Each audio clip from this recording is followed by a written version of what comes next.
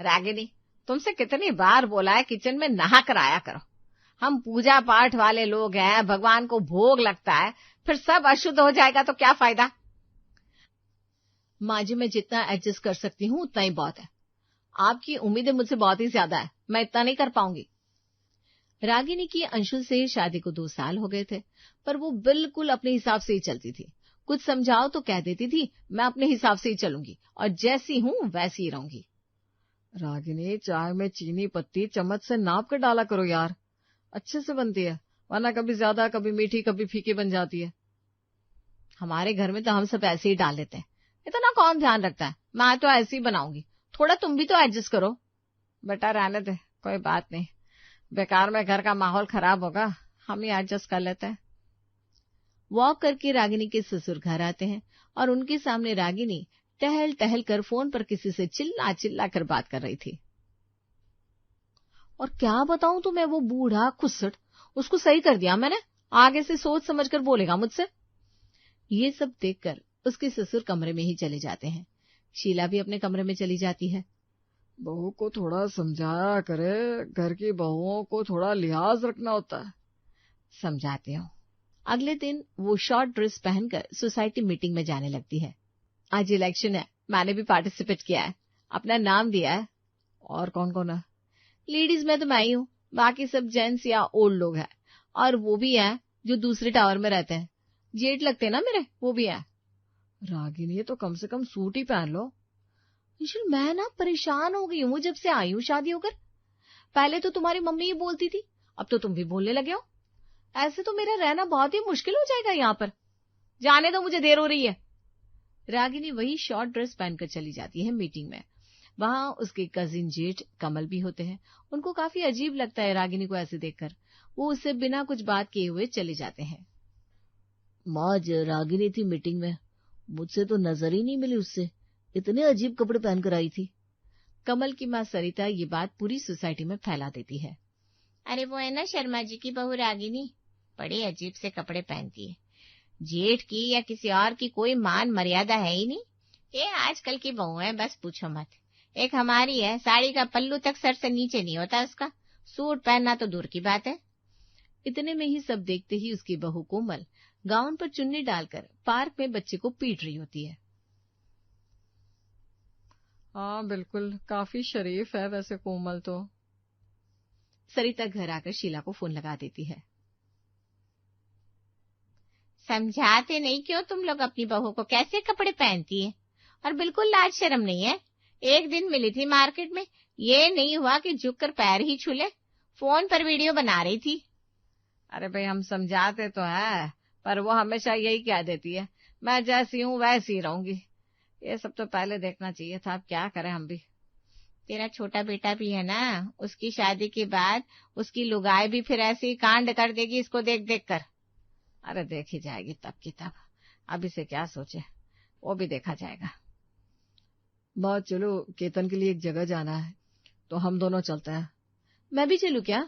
नहीं, तुम रहने दो, अभी शादी हो जाएगी केतन की, फिर तो तुम्हारी देवरानी ही होगी ना वो। अंशुल और शीला बात पक्की कर लेते हैं और जल्दी ही प्रिया रागिनी की देवरानी बन जाती है। शादी के अगले दिन प्रिया बहुत जल्दी उठ जाती है, पूजा करती है और सबके लिए नाश्ता बनाती है। अरे वाह, पूजा भी कर ली तुमने, अभी तो 7 ही बजे है। हाँ, बस आदत है, बिना नहाए रसोई में जाते नहीं हम लोग, और पूजा करके ही खाते हैं। शीला देवी दबी दबी निगाहों से रागिनी को देखती है, पर वो अनसुना कर देती है। हाँ भाई प्रिया, हम है जेठानी तुम्हारी, हमारा हर काम अब तुम्हें करना होगा, मैं ना नहीं सुनूंगी। मैं तो आपको बड़ी बहन का दर्जा दूंगी, ना कहने का तो सवाल ही पैदा नहीं होता। तो चलो मेरे लिए कुछ बना दो, ये पराठे वराठे मैं नहीं खाती, मुझे एवोकाडो टोस्ट बना दो। ये क्या होता है, हमारे घर तो आया नहीं कभी। होता है माँ जी, एक टाइप का फल, मैं ले आऊंगी, लेकिन आज नहीं। कुछ दिन तो निकलते नहीं है ना हाथ में मेहंदी लेकर। दीदी, आप कुछ और बता दो जो घर में हो, मैं बना दूंगी। प्रिया उसके लिए उसकी पसंद का नाश्ता बना देती है। सब शुरू शुरू की बात है, जब देखेगी ना कितनी रोक टोक की जाती है इस घर में, अपने आप लाइन पर आ जाएगी। अंशुल और उसके पापा काम पर चले जाते हैं। रागिनी अपने कमरे में फोन लेकर बैठ जाती है और प्रिया शीला के पास। और बताइए माँ जी, आपको क्या क्या पसंद है खाने में? आप जो बोलोगी बन जाएगा। मम्मी ने सब सिखाया है मुझे। तुम सूट पहन सकती हो बेटा, रागिनी भी पहनती है। नहीं माँ जी, घर में पापा जैसे ससुर है, सूट कैसे पहन लूं? साड़ी ठीक है। मैं रात के खाने की तैयारी कर लेती हूँ, आप आराम करिए। रात के खाने के साथ साथ वो शाम के नाश्ते के लिए भी कुछ बना लेती है। अरे कितना खिलाओगे, इतना तो हमने कभी नहीं खाया। क्यों माँ जी, क्या मैंने आपको भूखा मारा है? कभी कुछ बनाया नहीं क्या आपके लिए? इस तरह से मेरी बेइज्जती करने का क्या मतलब है? मैंने यह तो नहीं कहा कि तुमने खिलाया नहीं, मैंने कहा कि तुम्हारी बेइज्जती। ये जो सब सेवा पानी है ना नई बहू का, आप देख लेना कुछ ही समय के लिए होगा। ज्यादा ही मीठी बन रही है, अभी जरा 2-4 दिन निकलने दीजिए। दीदी आप कैसी बात कर रही है मम्मी जी से? वो बड़ी है, हमारी सास है, आप चुप हो जाइए। मुझे मत सिखाओ, ठीक है? अपने काम से काम रखो, ज्यादा बटरिंग करने की जरूरत नहीं है। कुछ दिन में तुम्हारा असली रंग सामने आ ही जाएगा। मैं तो बस ये कह रही थी कि रागिनी कुछ सुनती नहीं, बस अंदर चली जाती है। प्रिया, भाभी की तरफ से मैं सॉरी बोल देता हूँ। अरे कुछ नहीं होता, आप सॉरी क्यों बोल रहे हो? ये सब कुछ तो होता रहता है घरों में। मैंने उनको दीदी ऐसे नहीं बोल दिया, मन से माना है। आप छोड़िए ना ये सब। आप ये प्रिस्क्रिप्शन लीजिए और मम्मी जी पापा जी की दवाइयाँ ले आइए। मैंने चेक किया था, दोनों की खत्म हो रही है। अरे इतना ध्यान तो मैंने कभी नहीं दिया, ये सब तो पापा ही ले आते हैं। इतने में शीला, रागिनी और प्रिया दोनों को आवाज लगाती है। दोनों आकर खड़ी हो जाती हैं। एक दिन बाद हम सबको अंशुल के कजन के यहाँ जाना है। वो अंशुल से बड़े हैं, इसी सोसाइटी में रहते हैं, तो थोड़ा ढंग से चलना। वही ना जो मीटिंग में आए थे? हाँ वही। अरे वो तो मिलते रहता है नीचे, उनसे क्या पर्दा करना है। ठीक है चले जाएंगे। प्रिया केतन को लेकर मार्केट जाने लगती है। अरे तुम दोनों कहाँ जा रहे हो? मम्मी जी उनके यहाँ खाली हाथ थोड़ी ना जाएंगे। उन्होंने बताया कि उनके 2 बच्चे हैं और मम्मी जी पापा जी भी साथ रहते हैं, तो सबके लिए कुछ ले जाना चाहिए। यूं ही चले जाएंगे अच्छा थोड़ी ना लगता है। अरे मेरे पास रखा हुआ है सामान, यहाँ वहाँ का आया हुआ वो दे देंगे। नहीं माँ जी, पुराना देना सही नहीं लगता, हम ले आते हैं ना। जब हम गए थे उनके यहाँ खाने पर, तब तो आपने कुछ नहीं बोला था देने के लिए। इसे भी मैंने नहीं बोला, तुमसे छोटी है, पर पता है कि किसी के यहाँ खाली हाथ नहीं जाते, और अगर पहली बार जा रहे हो तब तो बिल्कुल नहीं। तो मेरे पापा ने दहेज भी तो बहुत दिया था आप लोगों को, है? ये बीच में दहेज वाली बात कहाँ से आ गई? माँ जी, जिन बहुओं के यहाँ से दहेज नहीं आता ना, वही ये सब मक्खन लगाने के काम करती है, और जिनके यहाँ से आता है उनको ये सब करना नहीं पड़ता। दीदी आप कैसी बात कर रहे हैं? दहेज और लेने देने की बात कहाँ से आ गई बीच में? मैं तो एक व्यवहार की बात कर रही थी, जो बचपन से देखा है वही कर रही हूँ। तुम कहना क्या चाह रही हो? क्या मैं किसी ऐसे वैसे खानदान से हूँ जिसे कभी कुछ देखा नहीं? अरे आप कुछ भी बोल रही हैं, बात को कहाँ से कहाँ ले जा रही हैं? मैंने तो ऐसा कुछ नहीं कहा। भाभी ये सही तो कह रही है, होता ही है, सबको पता है, कभी किसी के यहाँ खाली हाथ नहीं जाते। आ गया बीवी का चमचा। अरे ये क्या हो रहा है घर में? क्या करने जा रहे थे? क्या हो रहा है? चुप हो जाओ सब। माँ जी आप मत बोलिए, आपकी तबीयत खराब हो जाएगी। इसे देखो, सारा दिन बस बटरिंग करती रहती है, जैसे कि सारी प्रॉपर्टी इसके नाम हो जाएगी मीठा बोलने से।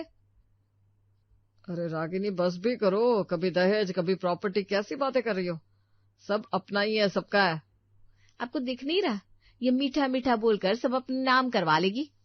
दीदी मुझे तो वैसे भी कुछ नहीं चाहिए, मैं तो थोड़े में संतुष्ट होने वाले लोगों में से हूँ।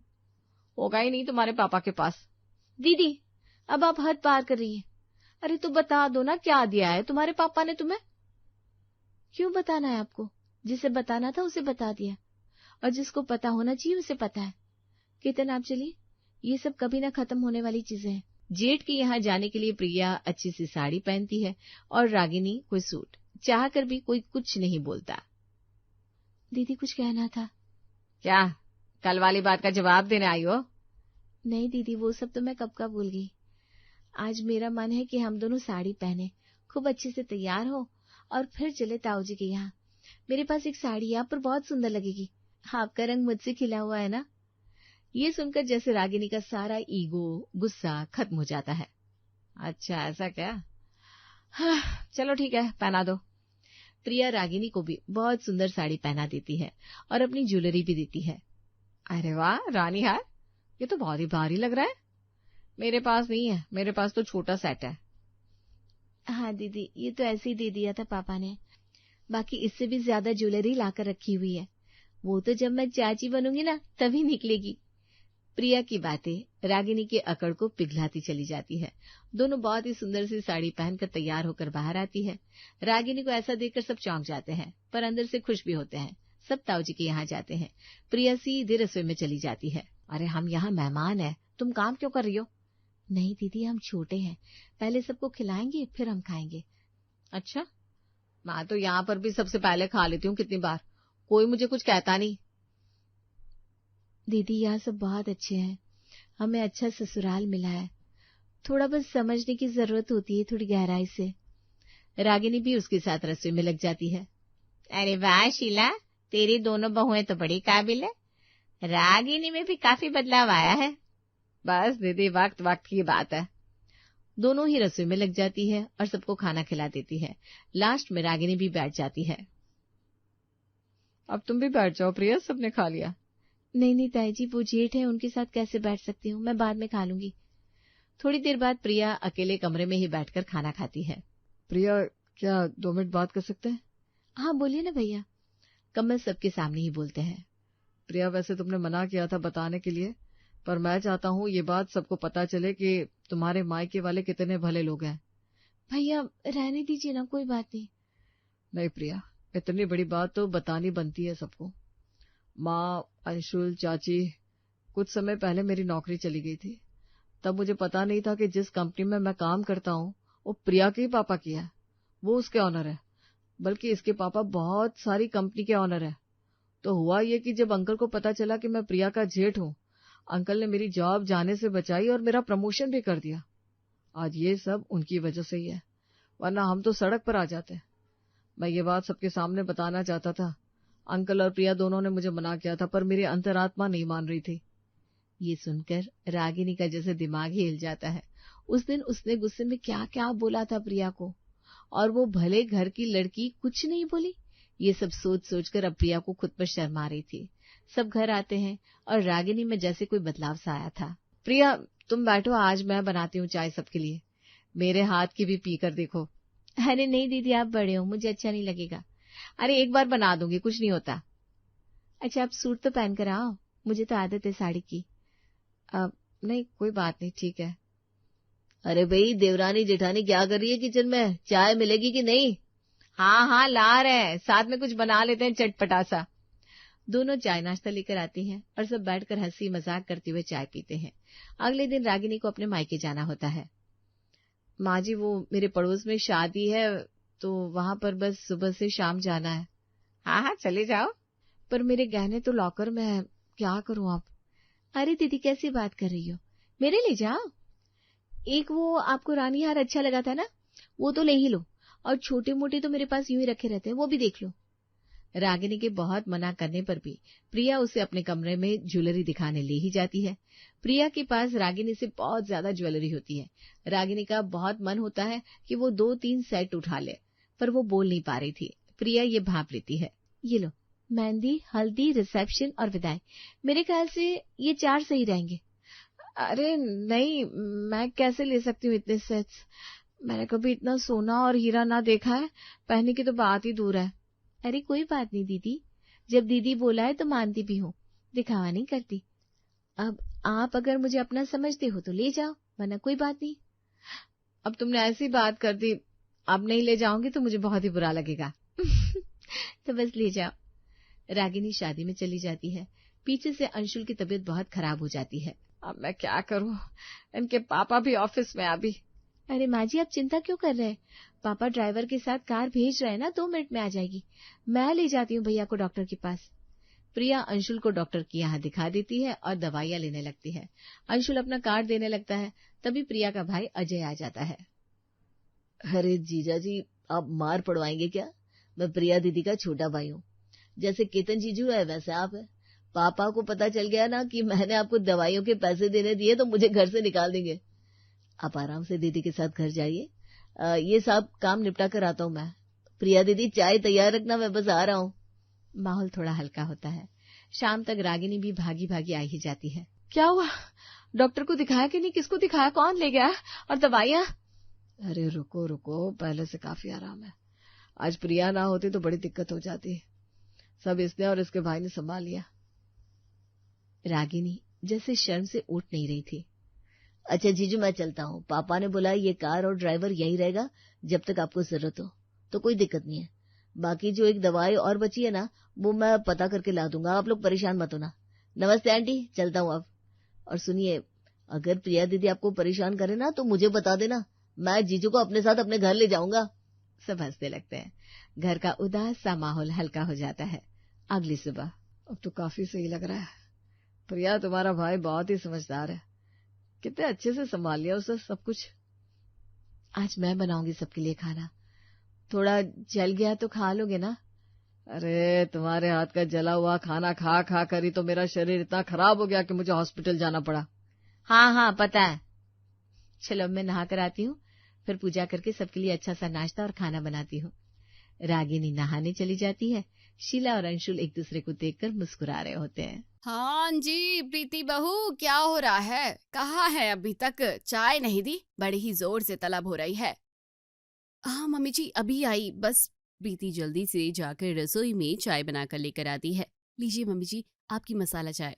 सुबह सुबह मसाला चाय जब तक तेरे हाथ की नहीं पी लूं ना, तो बहू तब तक मेरा दिन ही ठीक से नहीं शुरू होता है। अब तो तेरे पापा भी नाराज होते हैं कि अब बहू बच्चों वाली हो गई है तो चाय खुद बनाया कर, लेकिन क्या करूं, जी ही नहीं करता।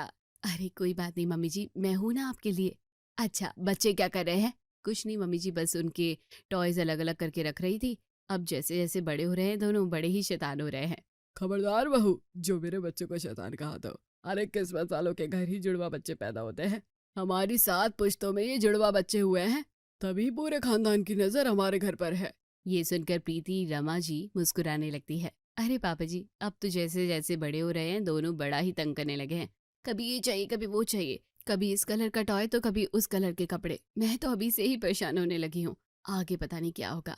अरे इसमें इतना क्या सोचना, बस एक जैसा ही ले लो, कुछ भी लेना है तो।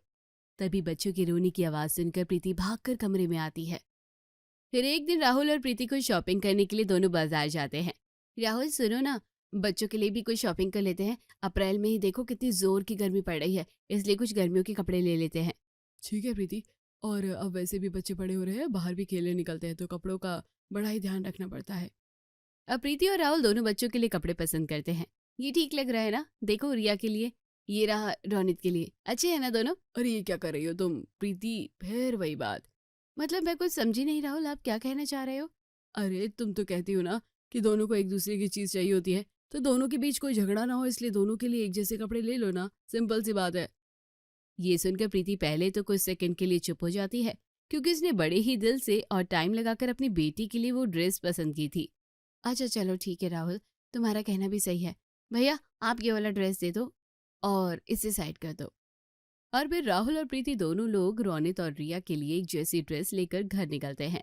घर आकर सबको दिखाते हैं तो सब यही कहते हैं, हाँ ये सही किया तुम दोनों ने, एक जैसे कपड़े दिलवा दो, काम खत्म करो। मैं तो कहता हूँ कि इन दोनों के लिए हर चीज एक जैसे ही रखो, जिससे सारा रट्टा ही खत्म।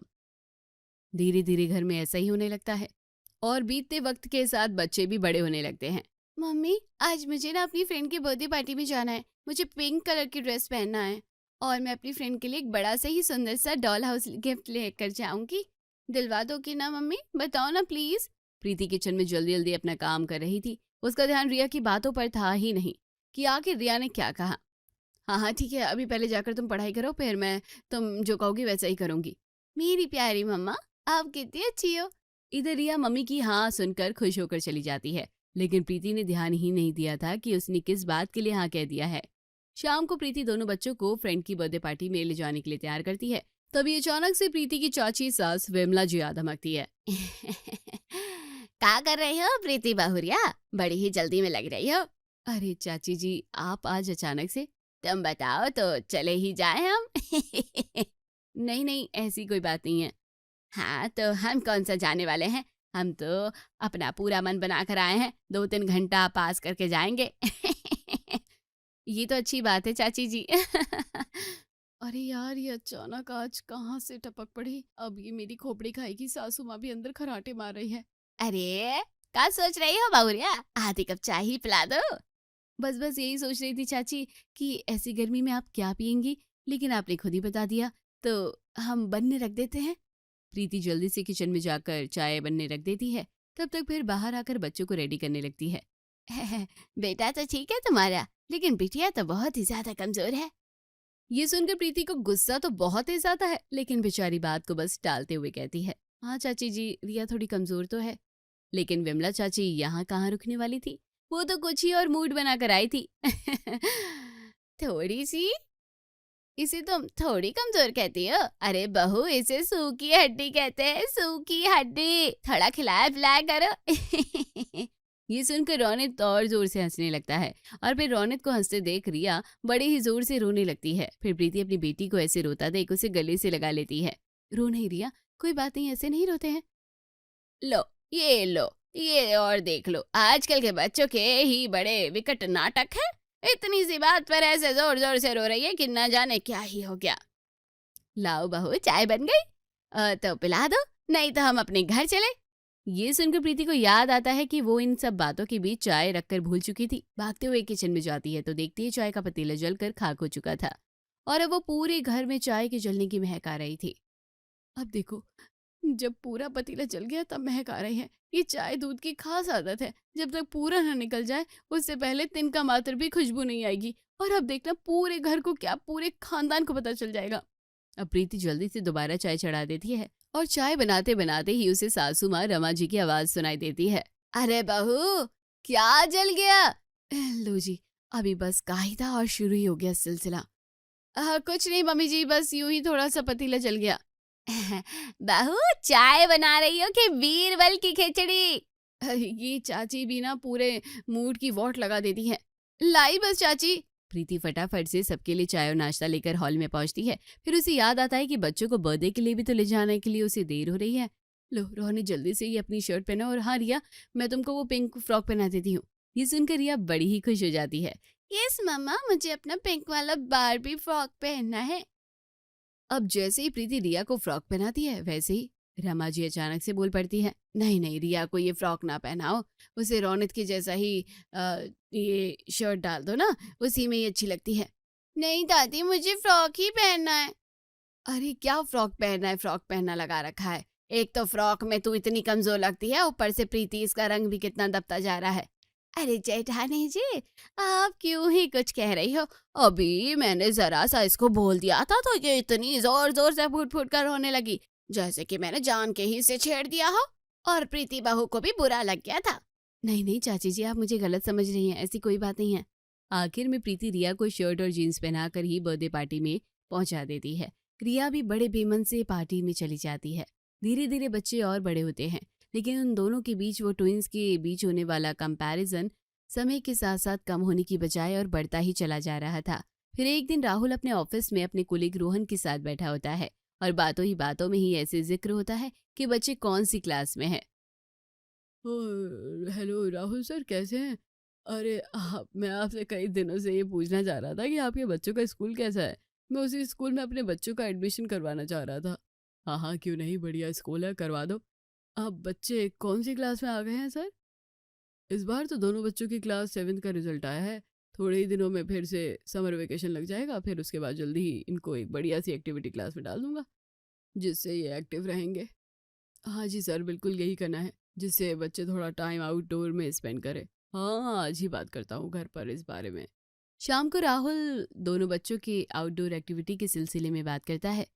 घर में सब खाने की टेबल पर बैठे हुए हैं। और रिया रोनित, कैसी चल रही है पढ़ाई आप दोनों की?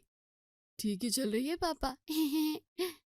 इस लड़के को तो पढ़ाई से कोई मतलब ही नहीं है, पूरे दिन मस्ती करवा लो बस। कोई बात नहीं बहू, लड़के होते ही ऐसे हैं, खेलने खाने दो उसे अभी। और रिया बेटा, आपकी पढ़ाई कैसी चल रही है? मेरी पढ़ाई तो एकदम बढ़िया चल रही है पापा। बहुत बढ़िया रिया बेटा। अच्छा तो सुनो रोनित और रिया, तुम दोनों के लिए बहुत ही बढ़िया सरप्राइज है। ये सुनकर रोनित और रिया खुशी से झूम उठते हैं। वाह पापा, यू आर ग्रेट, आपका जवाब नहीं। अरे पगलू, पहले ये तो पूछ ले कि क्या सरप्राइज है पापा के पास। कितनी होशियार है मेरी बिटिया रानी। अच्छा तो सुनो, मैंने तुम दोनों के लिए समर वेकेशन में एक बढ़िया सी क्लास ज्वाइन करवाने का सोचा है। अरे पापा, थैंक यू सो मच पापा। अच्छा बेटा, किस चीज की क्लास ज्वाइन करवा रहा है तू इन दोनों बच्चों को? पापा, मैंने सोचा है कि इन दोनों को बास्केटबॉल की क्लास ज्वाइन करवा देता हूँ। अरे daddy, you are the best daddy in the world. मैं आपसे कहने ही वाला था, क्योंकि इस बार से हमारे क्लास के एक्स्ट्रा करिकुलम में बास्केटबॉल ऐड होने वाला है, बड़ा मजा आएगा। लेकिन रिया कुछ नहीं बोलती और फिर सबका ध्यान रिया के उदास चेहरे की तरफ जाता है। क्या हुआ रिया, तुम कुछ बोल क्यों नहीं रही हो? कुछ नहीं मम्मा। अरे तो कुछ तो बोलो, आखिर हुआ क्या? दादी, मुझे बास्केटबॉल ज्वाइन नहीं करना है। मुझे बास्केटबॉल में जरा सा भी इंटरेस्ट नहीं है।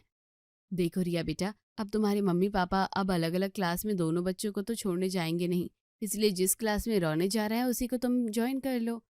अरे लेकिन रिया, तुम पहले ये बताओ कि तुम्हारी चॉइस क्या है आखिर? दादू, मुझे ना डांस क्लास ज्वाइन करना है। धत तेरे की, डांस क्लास भी ज्वाइन करने की चीज है भला? हाँ क्यों नहीं दादू, मुझे डांस में बहुत इंटरेस्ट है। मुझे तो डांस क्लास ही ज्वाइन करना है, मुझे नहीं पता। इतना कहकर रिया जोर जोर से रोने लगती है। तभी राहुल बीच में टोकता है। अरे रिया बेटा, तुम जाकर तो देखो, तुमको अच्छा लगेगा बास्केटबॉल क्लास में।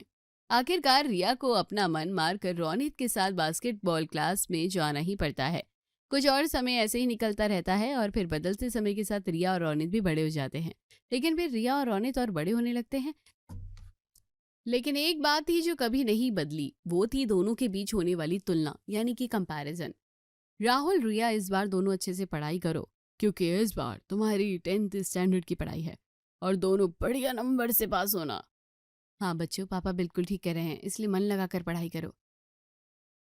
रोनित, तुम तो मुझे आजकल बिल्कुल पढ़ते ही नहीं दिखाई देते। और एक रिया को देखो कितना पढ़ाई करती है। फिर भी देख लेना, रोनित के नंबर ज्यादा अच्छे आएंगे। क्यों रोनित, सही कहा ना? नंबर आएंगे या नहीं ये तो भगवान ही जाने, लेकिन हमारा रोनित बड़ा ही एक्टिव हो गया है। आजकल हर काम में बड़ा ही आगे रहता है। हाँ ये बात तो है, लेकिन ये रिया को तो देखो, बस पूरे दिन किताबों में ही घुसी रहती है।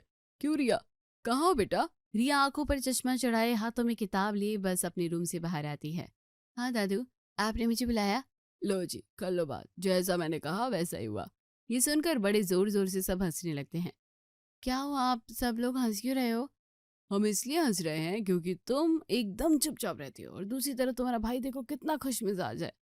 हाँ पापा, ये तो सच है कि रोनित खुश मिजाज है, लेकिन इसका मतलब ये नहीं कि मैं खुश नहीं रहती हूँ। रिया इतनी बड़ी बात अपने पेरेंट्स को बोलकर चली गई, लेकिन घर के लोगों ने उसकी बात को समझा ही नहीं और सब अपने काम में बिजी हो गए। देखते ही देखते बोर्ड के एग्जाम भी आ गए और दोनों बच्चों ने बड़े ही अच्छे से अपने एग्जाम भी दे दिए। दोनों का रिजल्ट भी आ गया। लो जी बच्चों, मिठाई खाओ, आज हमारे दोनों बच्चे बड़े ही अच्छे नंबर से पास हुए हैं। हाँ दादी, लाओ मुझे भी तो दो, वैसे भी बड़े ही जोरों की भूख लग रही है। तब तक घर के बाकी सभी लोग वहां आ जाते हैं और सब बड़े ही खुश नजर आ रहे थे। आज तो तुम दोनों ने बड़े ही अच्छे मार्क्स लाए हो, दिल खुश कर दिया मेरे प्यारे बच्चों ने। हाँ लेकिन रिया के मार्क्स ज्यादा है रोनित, तुम थोड़ी और ज्यादा मेहनत करते तो और अच्छा कर सकते थे। अरे बाबा प्लीज चिल पिल, कोई ना, मेरे जितने आए उतने ठीक है, बस आगे मैं धमाल मचाने वाला हूँ। अरे हाँ, मैं भी इसी बारे में बात करने वाली थी कि आज ही हम बैठकर डिसीजन ले लेते हैं कि दोनों क्या सब्जेक्ट लेंगे, और क्या कहते हो राहुल? हाँ बिल्कुल, लेकिन इसमें ज्यादा क्या सोचना है, जो भी सब्जेक्ट लेंगे दोनों ही एक ले लेंगे, जिससे हमें ज्यादा परेशानी नहीं होगी। देखो बाबा, मैंने तो पहले ही सोच लिया है और बता भी दिया था कि मैं तो कॉमर्स ही लूंगा। अब रिया को क्या लेना है उसका वो देख लो। अरे उसको वो क्या देखेगी, वो भी फिर कॉमर्स ही ले लेगी, और नहीं तो क्या। अरे रिया कहाँ चली गई? अभी तो यही थी ये लड़की। अरे रुको, मैं बुला कर लाती हूँ इसको। ये लड़की भी ना। प्रीति रिया को आवाज लगाती है और जाकर देखती है कि रिया अपनी पुरानी किताबें संभालने में लगी हुई है। आज रिया बेटा, पापा तुझे बाहर बुला रहे हैं, हमें तुझसे कुछ जरूरी बात करनी है। अच्छा मम्मा, मैं अभी आई, बस अपनी 10th की क्लास की बुक्स को संभाल कर रख रही थी। थोड़ी ही देर में रिया अपने मम्मी पापा के साथ हॉल में बैठकर बातें करती है। हाँ मम्मी पापा, आप लोगों ने मुझे यहाँ किस जरूरी बात के लिए बुलाया है? रिया, तुम्हारा भाई रोनित आके कॉमर्स सब्जेक्ट लेना चाहता है। मुझे लगता है कि तुम्हें भी इसमें कोई प्रॉब्लम नहीं होगी। नहीं पापा, मेरा कॉमर्स सब्जेक्ट में कोई इंटरेस्ट नहीं है, मुझे तो आगे। प्रीति ने बीच में ही रिया की बात काटते हुए कहा। लेकिन आज तक तो तुम दोनों साथ ही पढ़े हो, तो आगे? इस बार रिया बिना कोई जवाब दिए ही उठकर वहां से चली जाती है। एक काम करता हूँ, मैं ना विनय भाई साहब की बेटी शिखा को बुलाता हूँ, वो बड़ी ही समझदार बच्ची है और रिया उसे बिल्कुल अपनी बड़ी बहन की तरह मानती है। अगले ही दिन राहुल शिखा को अपने घर पर बुलाकर पूरी बात समझाता है। ठीक है चाचा जी, मैंने आपकी बात समझ ली है, आगे मुझे पता है कि मुझे क्या करना है। शिखा तुम रिया को समझाओ, उससे पहले आओ हम सब लोग बैठकर लंच कर लेते हैं। प्रीति सबको लंच के लिए बुलाती है। अरे मम्मी आज ये आलू भिंडी। हाँ मुझे भी ये आलू भिंडी नहीं खानी है। वैसे चाची ये कटोरी में आलू और भिंडी मुझे दोनों एक साथ कुछ जमे नहीं। अरे शिखा दरअसल बात कुछ ऐसी है, ये दोनों के बड़े ही नखरे हैं। रोनित को भिंडी पसंद है और रिया को आलू, इसलिए मैं दोनों का मिक्स करके बना देती हूँ। ये सुनकर शिखा को कुछ अजीब लगता है, लेकिन वो कुछ नहीं कहती। थोड़ी ही देर में सब डिस्कस करने के लिए बैठते हैं। चलो अब आओ तुम दोनों यहाँ पर बैठो और दीदी की बात सुनो। हाँ रिया तुम बताओ कि तुम कॉमर्स क्यों नहीं लेना चाहती हो। दीदी मुझे बिल्कुल भी इंटरेस्ट नहीं है कॉमर्स में। तो तुम्हें कौन सा सब्जेक्ट लेना है? दीदी मुझे साइंस में इंटरेस्ट है। तो रोनित तुम क्यों नहीं ले लेते साइंस? नहीं नहीं दीदी, मेरे बस की बात नहीं है साइंस लेना, मैं साइंस की स्टूडेंट लायक नहीं हूँ। ठीक है, मैंने तुम दोनों के व्यू समझ लिए हैं। अब तुम दोनों यहाँ से जाओ, मुझे चाचू चाची से कुछ बात करनी है अकेले में। रोनित और रिया वहाँ से चले जाते हैं। चाची आप दोनों बच्चों पर ना अननेसेसरी प्रेशर ना बनाओ। अब देखो दोनों बच्चे अपनी अपनी पसंद की सब्जी खाना चाहते हैं, एक को भिंडी की और एक को आलू की पसंद है, लेकिन आपने क्या किया, दोनों को मिक्स कर दिया। अब इससे ना तो रिया को और ना तो रोनित को कोई इंटरेस्ट आया। इससे दोनों ही बच्चों के मन में एक दूसरे के लिए खटास आ जाएगी। ठीक इसी तरह दोनों बच्चों को उनके फ्यूचर का डिसीजन खुद ही लेने दो। आखिर आप उन्हें कुछ सालों तक खींचकर साथ साथ तो पढ़ा लोगे, लेकिन इनके मन में दूरी आ जाएगी। रिया को जीवन भर यही लगेगा कि उसके भाई के कारण ही उसे अपने मन का सब्जेक्ट पढ़ने को नहीं मिला। फिर बताओ आप क्या कर पाओगी? और फिर रिया एक ब्राइट स्टूडेंट है, मैं चाहती हूँ कि वो अपनी पढ़ाई से अपने सपनों को आसमान तक छुए। आज तो तुमने मेरी आंखें खोल दी शिखा बेटा, हमने तो ऐसा कभी नहीं सोचा था। पता नहीं रिया के मन में क्या क्या बातें होंगी। रुको मैं दोनों बच्चों को यहाँ बुलाती हूँ। फिर शिखा वहाँ रोनित और रिया को बुलाती है और उनसे उनके मन का हाल पूछती है। ये सुनकर रिया जोर जोर से रोने लगती है। हाँ मुझे बचपन से ही हमेशा रोनित के साथ कंपेयर किया गया, फिर चाहे वो कपड़ों को लेकर हो या फिर हेल्थ को लेकर। मुझे अपने मन की एक्टिविटी भी नहीं करने दी गई, इसलिए मैंने अपनी पढ़ाई को ही अपना फ्रेंड बनाया, लेकिन आज वो भी। बेटा माफ कर दो मुझे, आज मेरी आंखें खुल गई। हाँ हमको कभी एहसास नहीं हुआ कि जाने अनजाने में कितनी बड़ी गलती कर बैठे। आज मुझे फील हुआ कि तुम दोनों का ट्विन होना तुम दोनों की ब्लेसिंग्स होना है, ना कि कोई कंपैरिजन का दहार।